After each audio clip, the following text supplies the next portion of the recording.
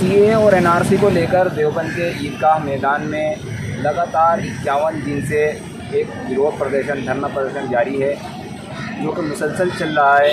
उसी को लेकर आज यूपी के लोक भवन में योगी सरकार ने एक प्रस्ताव पास किया है कोरोना वायरस को लेकर। उसमें ये पास हुआ है कि अब जो धरना प्रदर्शन चल रहे हैं वो बंद कर दिए जाएंगे कोरोना वायरस को लेकर। तो किरण जी, आप क्या कहेंगी? क्या अब आप अपना धरना बंद कर देंगे कोरोना वायरस को? देखिए, कोरोना वायरस से कितनी मौत हुई? 2, 4, 8, 10 कितनी हुई? 80, 70 जो हमारे भाई शहीद हुए हैं इस कानून की वजह से, वो कहाँ जाएंगे? उनका नाम कहीं नहीं है। कोरोना वायरस का नाम इतना ख़तरनाक है, हमें तो उससे ज़्यादा ख़तरनाक है सीए, एनआरसी और एनपीआर लगता है। क्यों? क्योंकि ये वायरस तो कुछ टाइम के लिए आया है, महीना, 1.5 महीना, 2 महीना, और ये तो आने वाली नस्लों को ख़त्म कर रहा है। तो अगर हमारे योगी जी ये चीज़ कह रहे हैं कि आप लोगों को धरना ख़त्म कर देना चाहिए, तो लखनऊ घंटाघर में जो हमारी बहनें बैठी हैं, योगी जी वहाँ जाकर बोल देना कि बहनों, मैं आपके हक़ के लिए खड़ा हूँ, आपकी लड़ाई अब मैं लड़ूंगा। अब आप केजरीवाल जी को देखिए, उन्होंने कहा है कि मैं दिल्ली में एनआरसी और एनपीआर वगैरह नहीं होने दूँगा। तो ये वाली बात योगी जी भी तो बोल सकते हैं। हमें भी तो अपनी सीन से उम्मीद है, और उम्मीद कोई भी रख सकता है।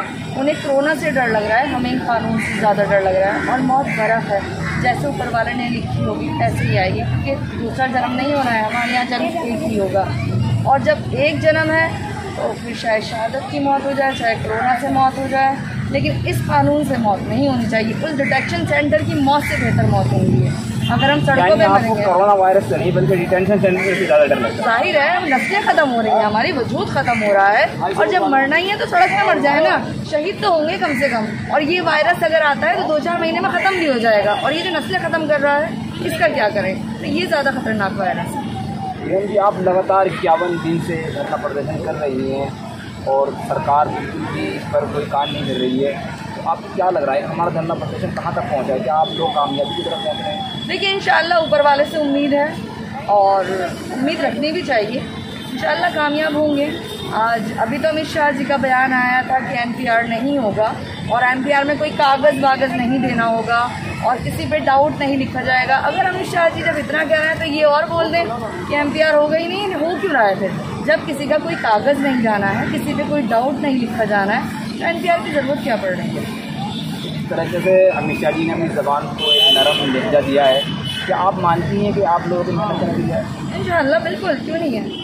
लगता है इतने टाइम से हम भी उन्हें देखना है, वो भी हम लोगों को देखना है। अच्छा, सरकार ने अपना खुले तौर पे नज़रिया साफ कर दिया है कि किसी के सामने जी नहीं लिखा जाएगा, और आपको एनपीआर में जो कागजात मांगे गए थे वो नहीं मांगे जाएंगे, तो फिर आप धरना किस लिए जारी है? देखिए, वो रिटर्न में तो दें, जुबान का तो यकीन नहीं है ना। रिटर्न में दें कि एनपीआर नहीं होगा, और एनआरसी के लिए तो उन्होंने बोल दिया कि फ़िलहाल नहीं होगी। मेन चीज़ तो एनपीआर है। एनपीआर में जब सबके पास सबके कागजात, सबकी चीज़ें चली जाएंगी, तो एनआरसी तो ऑटोमेटिकली हो जाएगी। कुछ नहीं पता, रात के 8 बजे ऐलान हो जाए, कल से एनआरसी स्टार्ट, जैसे नोटबंदी में शुरू हुआ था। और आपका टाइम पीरियड 1 महीना है, और 1 महीने के अंदर आप एनआरसी की लिस्ट में कौन रखा जाएगा, कौन नहीं, क्योंकि एनपीआर में उनके पास कागज़ जा ही चुके होंगे। और रही बात सीए की, तो धर्म के आधार पर। तो गुलाम नबी आज़ाद साहब ने इस चीज़ को दोबारा पूछा था कि क्या डी नहीं लिखा जाएगा, तो अमित शाह जी ने कहा नहीं लिखा जाएगा। फिर भी आपको कुछ शक है? रिटर्न देना, रिटर्न दीजिए। यानी आप लिखित में? बिल्कुल बिल्कुल, हर चीज़ रिटर्न होनी चाहिए। ज़बान तो पता नहीं इधर उधर होती ही रहती है। असल में ज़बान बहुत सॉफ्ट चीज़ होती है, कहीं को भी घूम जाती है।